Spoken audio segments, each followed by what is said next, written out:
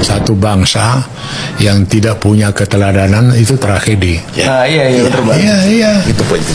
Sama satu keluarga, nggak ada keteladanan. Mau dari bapak kau, dari ibu kau, dari mertua kau, dari nggak ada keteladanan. Bisa nggak itu harmoni keluarga itu? Bisa nggak? Sederhana aja ukurannya. Nah ini juga begitu. Bikinlah gubernur teladan, bikinlah panglima teladan, bikinlah presiden teladan. Betul. Nggak kepada hal-hal yang sangat prinsip enak aja. Kalau saya seperti peristiwa Agus Raharjo itu sangat-sangat serius. Berani bilang aku marah-marah suruh stop KPK untuk Big case itu. Waduh, Skandal besar. itu bukan fitnah paling besar lagi, paling kejam. Padahal aku gak lakukan itu. Iya. Terus dia cengengesan aja. Enggak kok, enggak ada itu. Enggak pernah kok aku begitu. Bayangkan dia rendahkan common sense, akal sehat rakyat Indonesia. Iya. Dia hinakan. Di situ Jokowi tidak bisa diampuni dosanya. Iya. Dia rendahkan. Aku gigit aja. Tak tahu tak ada yang gigit. Revolusi mental katanya. Tak ada yang revolusi mental. Malah korupsi berlomba-lomba. Oke. Gitu loh. Mengkhianati rakyat. Sampai berapa lama kau bisa nikmati kebohongan-kebohongan itu? Oke, selamatlah kau dikit ada karsismu karena kau bantu Prabowo jadi presiden. Ya ketolonglah dulu. Tapi berapa lama? Akhirnya nanti Prabowo terbuka matanya. Loh kok jadi begini ya? Kalau betul-betul mau kerjasama tidak air dengan minyak ini, Jokowi jujur sama Prabowo. Dulu ada kasus begini, aku tidak begini. Dulu aku begini, ini aku begini. Memang ada menteriku dulu, aku gak ini. Ada ini, jujur dia. Wah, ini menarik. Loh enggak, ini jujur. Cuma punya nyali nggak untuk melakukan itu. Itu enggak bisa ya, terus terang kalau orang munafik, orang yang tidak jujur, tidak ini, nggak bisa mendua itu. Nggak bisa dikompromikan, dikawinkan itu. Karena itu nurani. Moral gitu loh. Nggak bisa kemudian excuse atau kemudian pemaaf atau nggak bisa. Mau disandiwarain juga nggak bisa. Harus Jokowi menceritakan tadi Jokowi cerita dong jujur kepada Prabowo kalau mau bersatu. Iya, jadi jangan dibikin show mereka makan di ya kan, bikin di warung atau kemudian apa, udah muak rakyat lihat yang apa gitu, adegan-adegan gitu, teater yang begitu. Abang udah tegas tadi Bang ngomong Jokowi telah mengkhianati rakyat dalam kasus ini soal Raharjo itu. Loh, jelas dong. Itu yang saya bilang tadi buat Prabowo dua, dia hormati rakyat atau dia hinakan rakyat.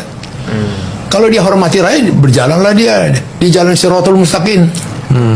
Berjalanlah dia amar ma'ruf nahi mungkar. Gitu loh. Kalau memang dia menghormati rakyat. Tidak menipu rakyat, tidak mengapakan rakyat, gitu loh. Dia kan sensitif sekali. Masih ada apa yang membawa gerobak jualan dengan ini, kemudian masih bukan main, waduh terpana, terharu kita lihat ngomongannya Prabowo, gitu loh. Kemurnian, spontanitas dan apa dia itu kita jaga bersama. Jangan polusi dengan sikap yang diwariskan oleh Jokowi. Ini yang diwariskan oleh Jokowi ini tragis ini. Nggak mudah ini buat merehabilitasi itu. Betul Bang. Nggak mudah. Jadi. Oke, halo teman-teman, kembali lagi bersama saya di channel ini. Salam NKRI harga mati. Teman-teman, dalam video ini kita telah mendengarkan sebuah edukasi yang disampaikan oleh Opung Nababan. Tentunya hal-hal seperti ini menjadi sebuah pemahaman bagi kita dalam menilai perjalanan politik yang ada saat-saat ini.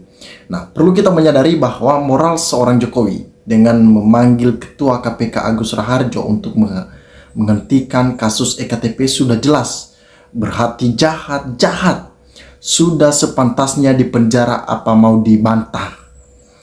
Teman-teman, tentunya sikap-sikap Jokowi yang membuat masyarakat resah, membuat masyarakat muak dengan semuanya ini. Kenapa? Karena Jokowi sedang memperjuangkan kekuasaannya sendiri tanpa memikirkan bagaimana dampak dari perbuatannya itu. Nah, makanya masyarakat, pengamat politik ramai-ramai sikat habis Jokowi. Ya, mereka ingin memberikan sebuah pelajaran bagi Jokowi sehingga dia kapok melakukan tindakan-tindakan seperti itu. Masa sih 10 tahun yang menjadi seorang presiden masih kurang? Ia meminta perpanjang jabatan. Ya, tentunya masih banyak hal lain yang masih belum kita dengarkan. Bagaimana kita melihat seorang Jokowi ini yang terlalu berambisi berkuasa. Hawa nafsunya ini ingin berkuasa itu sangat besar. Itulah Jokowi yang kita kenal dari dulu itu orang baik. Ternyata topengnya sekarang keluar. Itu dikarenakan karena kelakuannya sendiri. Makanya terjadi hal-hal seperti itu. Nah, teman-teman, kalau kita melihat saat ini bahwa ya seperti Opung Nababan ini ya, silsilah keturunan faktor genetik. Pendidikan moral kebenaran pertama ada di lingkungan keluarga sangat mempengaruhi pola pikir keturunan. Manusia bermental rusak, keturunan pasti rusak sampai kapanpun tidak akan pernah bisa diberikan tanggung jawab. Ya, pasti akan merusak lingkungan dimanapun berada. Nah, ini artinya apa yang pernah dilakukan oleh seorang Jokowi akan dilakukan oleh Gibran. Jadi itu memang sifatnya seperti itu.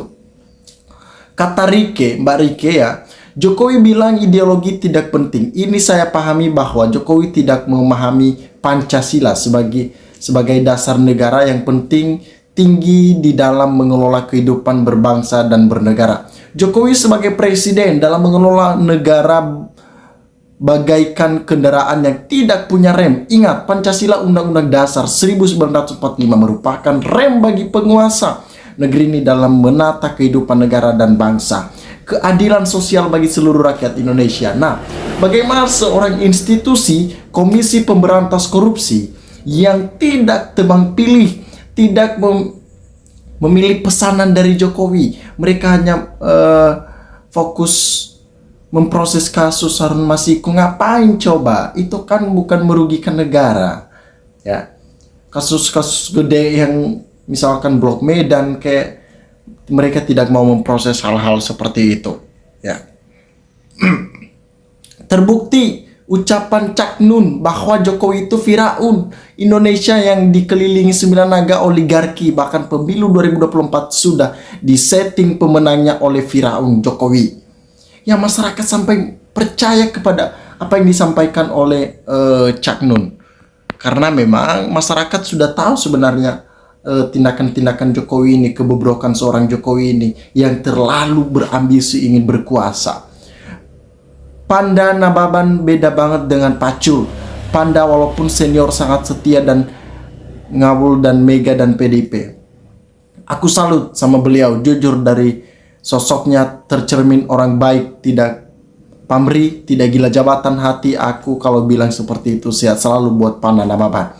Tidak seperti Jokowi yang selalu kurang dan kurang ingin berkuasa terus. Ya, manusia tidak tahu terima kasih kepada ibunya di Konoha yang sudah mengorbankan semuanya untuknya, yang sudah memberikan semuanya kepadanya. Tetapi ia berani mengkhianati Megawati. Apa sih yang tidak dikasih oleh Ibu Megawati terhadap dia?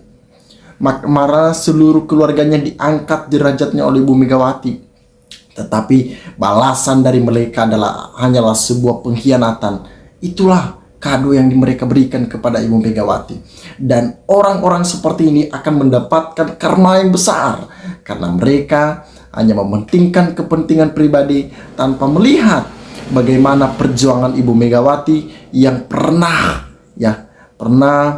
ikut serta dalam perjuangan seorang Joko Widodo. Teman-teman, silakan berikan tanggapan teman-teman di dalam kolom komentar ini sehingga kita dapat bertukar pikiran antar satu dengan yang lain lewat kolom komentar ini. Terima kasih teman-teman. NKRI harga mati.